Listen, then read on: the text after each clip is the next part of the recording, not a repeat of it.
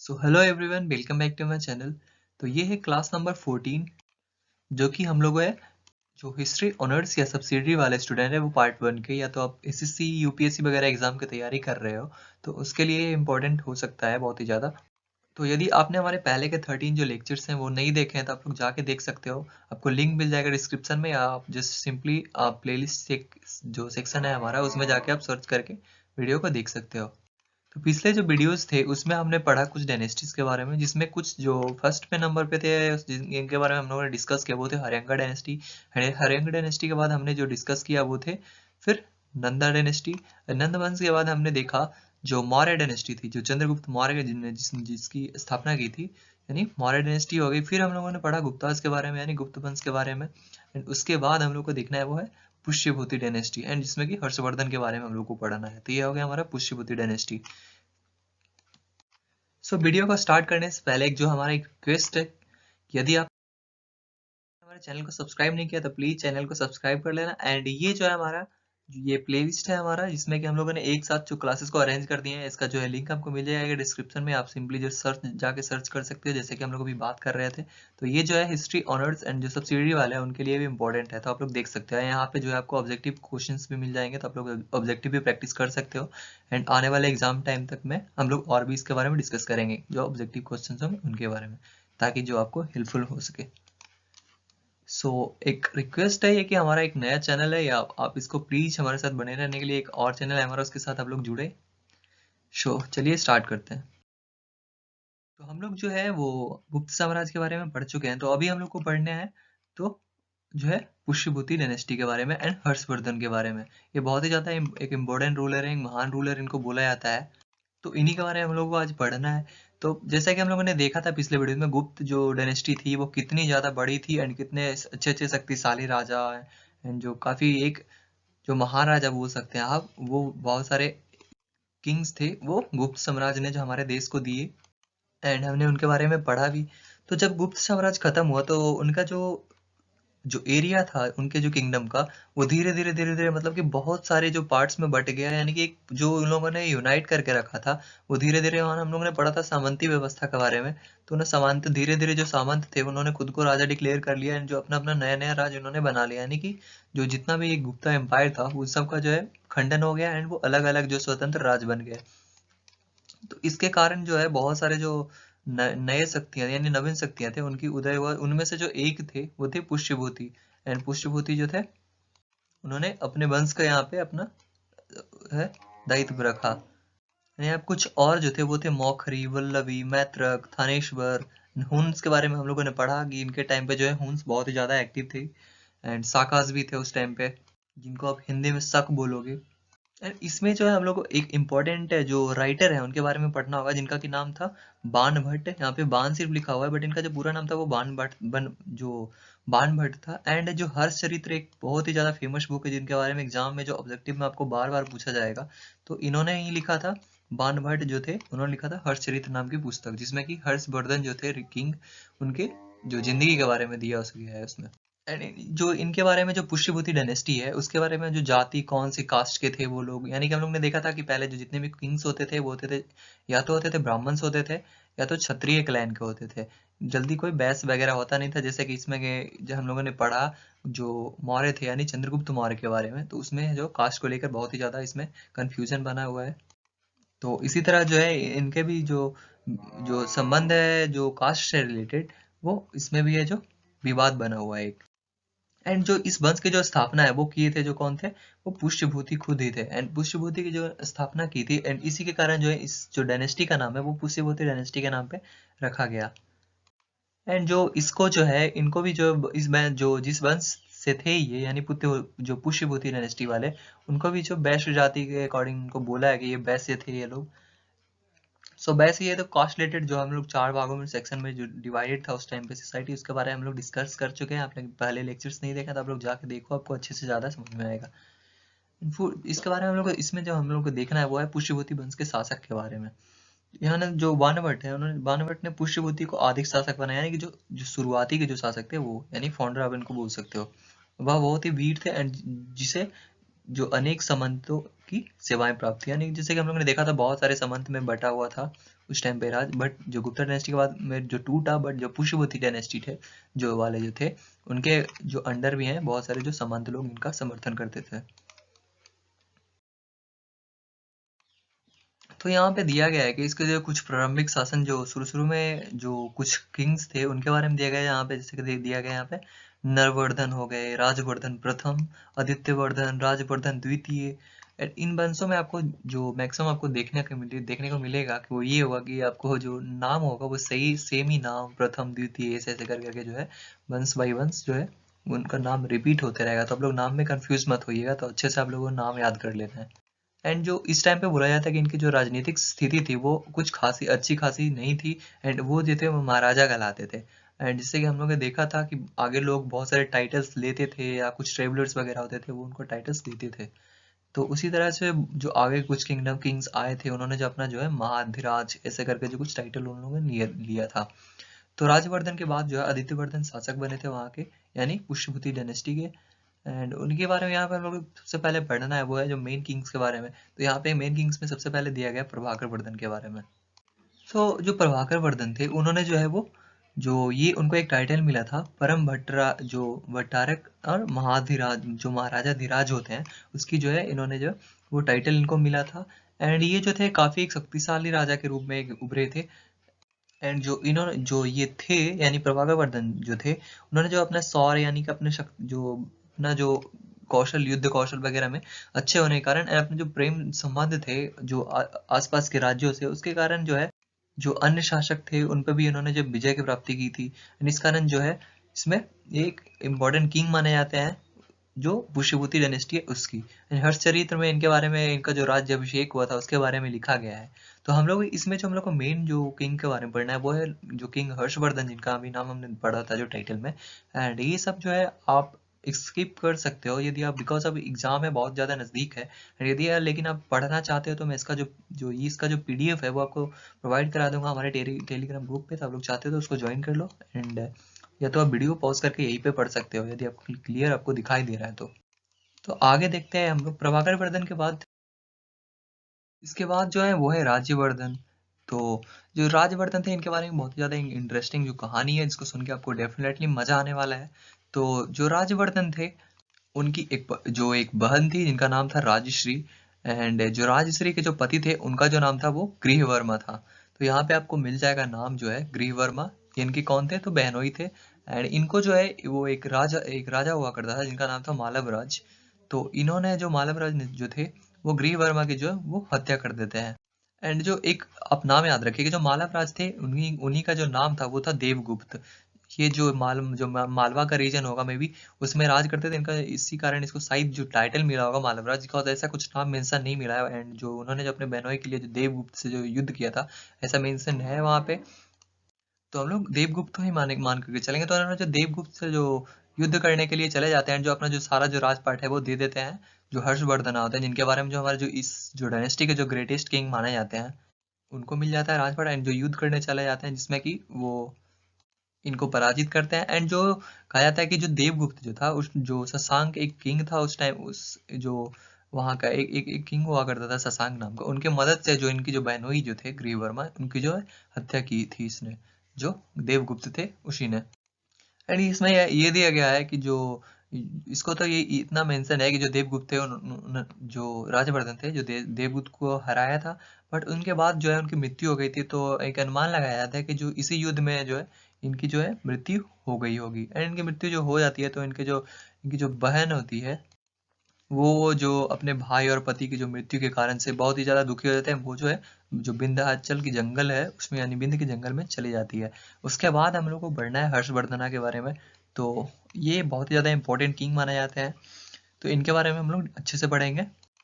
तो हर्षवर्धन जो थे वो सिर्फ अपने किंगसिंग भी मतलब कि जो राज्यपाट के कारण ही नहीं बल्कि अपना जो एक जो जो शासक के कारण कुशल जो सेनापति वो बहुत ही ज्यादा एक कुशल सेनापति थे। बिकॉज सब इनके पहले जो थे इनके भाई जो थे राज्यवर्धन वो वहाँ के किंग थे, तो ये इस टाइम पे वो सेनापति रहे होंगे। तो इसलिए इनको एक कुशल सेनापति एंड साहित्य एंड रचयिता।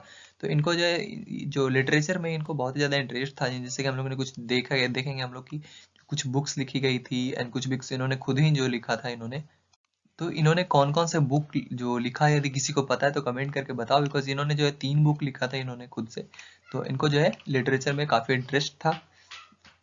और ये इन बुक्स के बारे में जो है आपको ऑब्जेक्टिव वाले क्वेश्चन में जो है जो पूछा जाता है बार बार के बार बार, तो आप लोग इसको अच्छे से याद करना है आपको, एंड कमेंट करके भी बताना है वो 3 कौन सी बुक थी।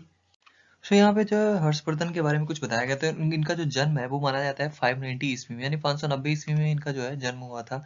एंड जो जैसे कि हम लोगों ने अभी देखा, जो राजवर्धन थे इनके जो बड़े भाई जो थे, उनकी हत्या के बाद जो है इनको अपनी इच्छा ना होने के कारण भी बोला गया, मतलब कि ये जो कुछ है इसमें जो किंग बनने में कोई इंटरेस्टेड नहीं थे, एंड ये छोटे भाई भी होंगे इस कारण जो है राजवर्धन पहले किंग थे, बट उनकी जो मृत्यु हो गई जब भाई की, तो इनको जो है जो सिंहासन पे बैठना पड़ा। एंड जो कब बैठे थे, तो 606 ईस्वी में, यानी 590 में इनकी जन्म हुई।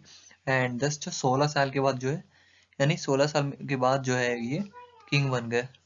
एंड जो राजश्री थे उनके पति और उनके जो भाई थे उनका वध हो चुका था, जैसे कि हम लोग राजश्री के बारे में हम लोग ने देखा अभी। इसके आगे देखते हैं हम लोग। तो उनकी जो बहनोई थी उनकी मृत्यु के बाद जो है वो कहाँ पे रूल कर रहे थे, तो ये कान्यकुंज एक जो जगह था उनके जो सिंहासन पे, यानी कि वहाँ के जो राजा थे वो बेसिकली जो ग्रीव वर्मा जो थे, तो वो उसका जो सिंहासन खाली था। एंड जो आसपास के जितने भी राज वगैरह थे उनकी जो दृष्टि उस पर पड़ी हुई थी, यानी कि उनके जो एनिमी वगैरह बहुत सारे हो गए थे, शत्रु जो है, क्योंकि कोई सा भी किंग का जो गद्दी हो वो खाली हो तो आसपास में शत्रु तो बढ़ेंगे ही। तो जैसा कि हमने देखा था कि जो उनकी बहन जो थी राजश्री, वो छोड़ के जंगलों में चले गई थी, तो उन्होंने सबसे पहले जो उन्होंने अपने बहन को खोजा, एंड सती होने की तैयारी कर रही थी वो बेसिकली। जब उन्होंने उनको ढूंढा, फिर उन्होंने जो उनको जो बचाते हैं जो जो होते हैं हर्षवर्धन जो, एंड इसके आगे की कहानी है वो मर जाती हैं, या यानी कि जो सती हो जाती हैं, या फिर वो कुछ जिंदा रहती हैं, इसके बारे में कुछ आगे जानकारी का हम लोग को कोई पता नहीं है, यानी कोई साक्ष्य ऐसा कुछ नहीं मिला है। बट ये पता चला कि जो ग्रीव वर्मा जो थे वो निसंतान थे, मतलब उनके कोई पुत्र नहीं थे उनके, या पुत्री नहीं थी। तो उनकी बहन जो है, ये दिया गया कि जो राजश्री उनकी बहन जो थी वो मतलब कि वो अपनी वहाँ की जो गद्दी है उसको संभालने के लिए मना कर देते हैं, बिकॉज वो पहले से ही टूट चुकी थी, उनकी मृत्यु हो गई थी उनके पति के, उनकी भाई के इस कारण। तो उसके बाद क्या करते हैं हर्षवर्धन की उनकी जो उनका जो राज्य था, एंड अपने जो राज्य है उसका जो एक बीच में, मतलब कि कुछ बोल सकते हैं उसको, जो थानेश्वर पहले इनकी जो है राजधानी हुआ करती थी, जो हर्षवर्धन थे उनकी। एंड इनको जो कन्या जो कान्यकुब्ज जो एक जगह थी, जिनके इनके जो एक इनके जो बहनोई थे उनका जो राज्य था वो कानकुंज था। एंड दोनों के बीच में जो इनको अपना जो कैपिटल है वो जो यानी उनकी राजधानी है उसको शिफ्ट करना पड़ता है। एंड जो थानेश्वर में उनकी राजधानी था जो थानेश्वर से आ जाती है कन्नौज, तो यानी कि इनकी जो राजधानी है वो कन्नौज बन गई थी अब, ताकि वो दोनों जो राज्य थे उन सबको मिला के एक अच्छा खासा, मतलब दोनों को मेंटेन करना पड़ेगा, तो आपको बीच में ही कुछ करना ही पड़ेगा, क्योंकि इनके आसपास जो थे सिर्फ शत्रु से बड़े भरे पड़े थे। फिर इसके बाद जो है हम लोग को जो इसके बाद जो पॉइंट है हमारा जो है विजय अभियान, यानी इनका विजय अभियान कहाँ से स्टार्ट हुआ। तो ये जो इनके जो राजवर्धन की मृत्यु के बाद जो है वो हर्षवर्धन, मतलब कि जो कसम खाते हैं उनके जो, वो एक कसम खाते हैं कि जब तक मैं अपने पिता के पैरों की धूल को छूकर जो है एक शपथ खाता हूँ कि यदि मैं कुछ दिनों के भीतर जब पृथ्वी से गोंडो यहाँ पे इसलिए बोला है क्योंकि गोंडो का राजा थे, यानी गोंडो जो जो था उसके राजा थे जो शशांक थे वो, मतलब बोले थे उन्होंने कि जो मतलब पूरा पृथ्वी को यदि गौंडों से रहित ना कर दूं तब तक मैं जो, एंड जो घमंडी राजा जो है उनको जो अपने पंथों के बेड़ियों से गुंजा ना दूं, तब तो जो अपने आप को वह अग्नि में झोंक देंगे, यानी कि जलती हुई आग में अपने आप को खुद को डाल देंगे, यदि मतलब कि उनसे रहित ना कर दें, यानी उन सबको मार ना दें। इनके बाद जो है वो युद्ध वगैरह करते हैं। यहाँ पे कुछ आर्मी वगैरह की उनकी डिटेल दी गई है। तो युद्ध होने के बाद जो उनको यहीं से आप उनका जो है विजय का अभियान है, यानी कि वो और भी राज्यों पे अटैक करना स्टार्ट करते हैं। तो यहाँ से उनकी विजय की जो है अभियान शुरू होती है। एंड उसके बाद जो उनको बहुत सारे जो टाइटल्स वगैरह हैं, यानी उपाधि है वो उनको मिलता है, जैसे कि इनको बोला जाता है चक्रवर्ती, प्रजापति, यानी टाइटल का उपाधि उसको बोला जाता है जो कि आपके नाम के आगे लग जाए, जैसे कि चक्रवर्ती महाराज ऐसे करके कुछ बोलते थे पुराने मूवीज में, उसी तरह से चक्रवर्ती हर्षवर्धन या प्रजापति हर्षवर्धन, देवदेव जो फिर है सरवर्दी पबजू, अजीब अजीब से थोड़े नाम होते हैं, महाराज अधिराज, परमेश्वर, मतलब बहुत सारे टाइटल्स उनको मिले। एंड इनका इसका जो मेंशन है वो आपको बहुत सारे बुक्स में मिलेगा, लाइक हर्षचरित्र है, एंड जो हिंद सांग से थे के टाइम पे जो एक विजिटर थे हिंद सांग, जो कि एक चाइनीज थे, एंड उनके जो साहित्यिक ग्रंथ है उसमें इन सब चीजों का जो उल्लेख है वो किया गया है। यहाँ पे जो ना जो ध्रुव सेन पे अटैक किया था उसके बारे में जो एक कहानी यहाँ पे दी गई है। तो ध्रुव सेन पे उन्होंने जो आक्रमण किया था उसके बारे में अभी पढ़ने के लिए जो है आपको वीडियो को अभी पॉज करना है, एंड ये जो पूरा इतना जो सेक्शन है हमारा, इसको आपको खुद से पॉज करके पढ़ना है, बिकॉज वीडियो जो है बहुत ज़्यादा लंबी हो जाएंगी एंड आपका टाइम भी वेस्ट हो गया होगा, एंड ये जो है काफ़ी आपको बोरिंग सा लग सकता है, तो आप लोग खुद से इसको पढ़ना है। एंड जो इसके बारे में जो मेन है हमारा, वो थे जो पुलकेशिन जो द्वितीय है, उनसे इनका युद्ध हुआ था, उसके बारे में हम लोग को पढ़ना है। तो पुलकेशिन द्वितीय के बारे में पढ़ते हैं हम लोग। तो दक्षिण का जो सर्वाधिक प्रभावशाली सम्राट जो है वो पुलकेशिन द्वितीय थे उस टाइम पे, एंड उनकी जो सीमा थी वो नर्मदा तक जो है विस्तृत यानी फैली हुई थी। दोनों जो राजाओं की साम्राज्यवादी जो जो है यानी समाजवाद दोनों है जो अपने साम्राज्य के विस्तार करने में लगे हुए थे, यानी दोनों उसी प्रकार के सोच वाले व्यक्ति थे। एंड ये जो थे उन्होंने जो गुप्तकालीन शासन की व्यवस्था को है जो वो बनाए रखा था। एंड जो हर्षवर्धन है उनको एक बोला जाता है कि प्रजा प्रिय राजा थे, मतलब जो उनके लिए जो सबसे ज्यादा कुछ की जो इम्पोर्टेंट था वो था अपनी जो प्रजा है उसको सुखी एवं प्रसन्न देखना। एंड जो हिंद संघ है उनकी जो बुक्स से जो लिटरेचर उन्होंने जो बुक्स लिखे हैं उनके अंदर जो ये भी पता चलता है कि वो अपने घूम घूम करके भी अपने मतलब पूरे राज्य में अपने घूम के यानी भेष बदल के जैसे लोग घूमते हैं, हम लोगों ने मूवीज वगैरह में भी देखा होगा, वैसे रियल में भी वो घूम के अपने जो प्रजा का हाल चाल, उनसे जो कुछ उनकी जो परेशानियां होती थी वो जानने की कोशिश करते थे एंड जो उसका सॉल्व करने की कोशिश करते थे। एंड जो उनकी जो सेवक होते थे उसमें जो पुरुष के साथ साथ जो महिलाएं थी उनको भी अधिक संख्या में उनको जो इसमें भागीदारी बनाया जाता था। एंड ये जो यहाँ पे उनका जो कुछ एडमिनिस्ट्रेशन से लेकर उनकी जो बातें दी गई है यानी उनका जो राज व्यवस्था था उन सब चीज़ों के बारे में, यानी कि यहाँ पे जैसे कि देख सकते हैं आप जो राजकीय कार्य में मदद देने के लिए एक जो है जो मंत्री परिषद उनकी एक बनाई हुई थी, एंड मंत्रियों के लिए जो है प्रधान मात्य जो है या अमात्य के बारे में हम लोगों ने गुप्ता डायनेस्टी में पढ़ा था। ये कुछ जो है हाई रैंक में जो ऑफिसर्स होते थे उस टाइम पे ऑफिसर्स होते थे उनको अमात्य बोला जाता था। एंड उस टाइम पे जो है प्रधान अमात्य वगैरह एंड अमात्य ये सारे के सारे जो होते थे। एंड रत्नावली एंड नग्न नंदा जो इन्हें इनके द्वारा ही खुद लिखा गया था हर्षवर्धन के द्वारा। तो इसमें जो है उनके जो प्रशासनिक पद हैं उनके बारे में उल्लेख है। बहुत से मंत्री जो है गुप्तकालीन ही थे, यानी कि उस टाइम पे जो गुप्त वंश में जैसे उस टाइम पे जैसे जो प्रोविजनल्स होते थे यानी ऑफिसर्स जो होते थे उसी टाइम पे जो जो हर्षवर्धन है उनके रीन में भी ऐसे ही जो पोस्ट होते थे जो मंत्रीगण होते थे उनके। एंड इसी तरह से देखा जाए तो जो हो गया संदीप विग्रहक हो गया, अक्षय पटाली अधिकृत हो गया, सेनापति हो गया है, इसी टाइप में जो है ऑलमोस्ट सेम ही इनकी भी वैसे जो सैन्य व्यवस्था वगैरह थी या राज्य व्यवस्था थी वो सारे के सारे सेम ही थे। जैसे यहाँ पे कुछ पोस्ट के नाम दिए गए हैं, इसको आपको वीडियो को पॉज करके अच्छे से इसको पढ़ लेना है। जैसे कि यहाँ पे प्रधानमंत्री हो गया, संदीप विग्रहक हो गया, फिर हो गया हमारा संदीप गृह का क्या होता था जो राष्ट्र विभाग की जो देखभाल करता था उसको बोला जाता था संदीप जो विग्रहक। अच्छा पटालिक बोला जाता था सरकारी लेख पत्रों की जांच करने वाला। फिर हो गया सेनापति, इसके बारे में तो बोलने की जरूरत नहीं, आप सब लोग जानते होंगे। महाप्रतिहार हो गया राजप्रसाद का रक्षक। एंड फिर हो गया मीमांसक, यहाँ पे जो ब्रैकेट है उसमें जो आपको अच्छे से यानी यहाँ पे एक्सप्लेन करके दिया गया है। फिर हो गया लेखक हो गए, भौगोलिक हो गए, जो जो है ये सारे जो ही थे वो उस टाइम पे जो है मुख्य अधिकारी माने जाते थे। फिर यहाँ पे हम लोग को पढ़ना है न्याय व्यवस्था के बारे में, यानी कि हर्षवर्धन या पुष्यभूति डायनेस्टी के न्याय व्यवस्था के बारे में, एंड आय और व्यय के बारे में, यानी इकोनॉमिकल कंडीशन हो गया ये इसमें जो हम लोग बोल सकते हैं इसको। एंड फिर हमारा आ गया सैनिक शासन के बारे में, फिर है हमारा धार्मिक आस्था के बारे में। तो इन सब चीज़ों को है जो आपको खुद से जो वीडियो को पॉज करना है एंड पढ़ना है, या तो आप हमारे टेलीग्राम ग्रुप जो है उसको ज्वाइन कर लीजिएगा, वहाँ पे मैं इसका जो पीडीएफ है वो अपलोड कर दूंगा। सो इसके बाद हम लोग को बात करना है वो देखना है जो महामोक्ष परिषद है, मतलब उन्हीं की जो एडमिनिस्ट्रेशन में ये सारी की सारी जो चीजें हैं वो आती थी, जिससे एग्जाम्स में आपको डायरेक्टली आ जाएगा उनकी सैन्य व्यवस्था या उनकी जो राजनीतिक व्यवस्था थी, इन सब के बारे में जो है आपको हर वंश से रिलेटेड क्वेश्चन वगैरह आ सकता है एग्जाम में। तो आप लोग को इन सब चीजों को भी अच्छे से थोड़ा अपना माइंड में थोड़ा रख लेना है ताकि आप लोग खुद से इसको लिख सकते हैं। यानी ग्रेजुएशन में आपको इसलिए ज्यादा लिखने को रहता है ताकि आप लोग खुद से कितना ज्यादा एक्सप्लेन कर सकते हो उस पर डिपेंड करता है। तो इस वीडियो में जो है बस इतना ही। तो थैंक्स फॉर वॉचिंग। आपने नहीं देखा है पहले के वीडियोस जो थे तो जाओ एंड हमारा प्लेलिस्ट सेक्शन में जाके आपको सर्च करना है, या तो आप लोग डायरेक्टली जो इसका लिंक मिल जाएगा डिस्क्रिप्शन में, आप लोग देख सकते हो पार्ट 1 हिस्ट्री और ऑनर्स या सब्सिडरी पेपर, ऐसे करके आप देखोगे नीचे होगा डिस्क्रिप्शन में लिंक, उस पर जाओ एंड देखो सारे वीडियोस।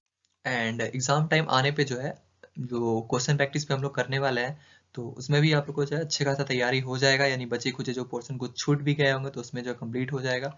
एंड आप लोग के जो है कुछ क्लासेस और बच रहे हैं, तो आपका जो फाइनली वो है पेपर खत्म होने वाला है, यानी उनकी आपकी तैयारी अच्छी खासी हो जाएगी।